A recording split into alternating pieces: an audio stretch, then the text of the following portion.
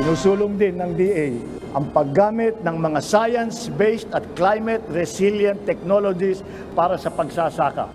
Pati na rin ang pagtatayo ng mga agro-processing facilities sa mga tinatawag nating strategic agriculture and fisheries development areas. Upang mas mapaghandaan pa ang mapaminsalang epekto ng El Nino at La Nina sa sektor ng agrikultura sa bansa, isinusulong ni Pangulong Ferdinand Marcos Jr. ang paggamit ng mga science-based at climate-resilient technology para sa pagsasaka. Ayon sa Pangulo, mas mapatatatag nito ang food security ng bansa kahit pa sa panahon ng kalamidad. Kanina sa pagbisita ni PBBM sa probinsya ng Camarines Sur at Albay, ipinresinta din nito ang iba't ibang programa ng pamahalaan para patatagin ang sektor ng agrikultura sa bansa.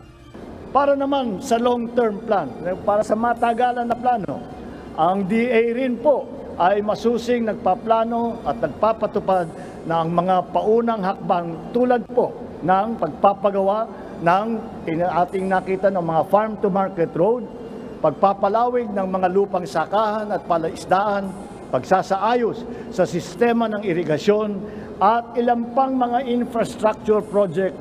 Inatasan rin ni PBBM ang DPWH na tapusin na ang mga irrigation project sa Bicol bago pa sumapit ang La Nina.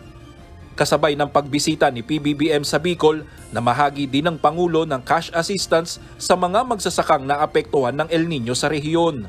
Aabot sa 5,000 magsasaka mula sa iba't ibang lugar sa Bicol ang tumanggap ng tig sa 10,000 piso sa ilalim ng programang Ayuda para sa Kapos ang Kita o AKAP ng DSWD.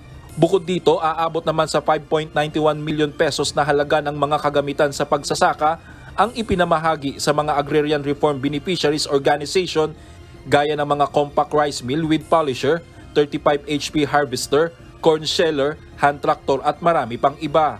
Samantala, nasa 2,115 na mga land titles ang ipinamahagi kanina ng Department of Agrarian Reform.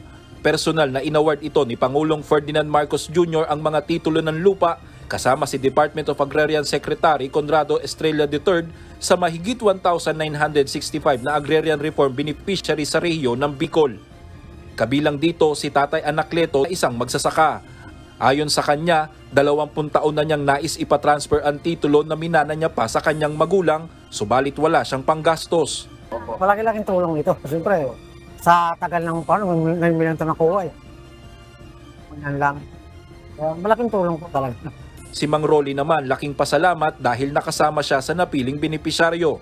10 taon na kasi nilang nais hatiing magkakapatid ang minanang lupa sa magulang, subalit hindi nila magawa dahil sa kakapusan ng pinansyal. Nagpapasalamat kami sa DAR dahil kahit papano naibigay sa amin yung ganitong titulo. Walang gasto. Aabot sa 810 na Certificate of Land Ownership Awards mula sa Comprehensive Agrarian Reform Program at 1,305 electronic land titles mula naman sa Support to Parcelization of Land for Individual Titling o Project Split ang kabuuang naipamahagi ngayong araw sa pagbisita ni PBBM sa Bicol Region. Ayon pa sa Pangulong Ferdinand Marcos Jr., inaasahan na nasa 30,000 agrarian reform beneficiaries sa buong bansa ang tatanggap ng mga titulo ng lupa bago matapos ang taong 2024. Brian Baldarahe, UNTV News and Rescue. Diyos ang aming sandigan, serbisyo publiko ang aming pinahahalagahan.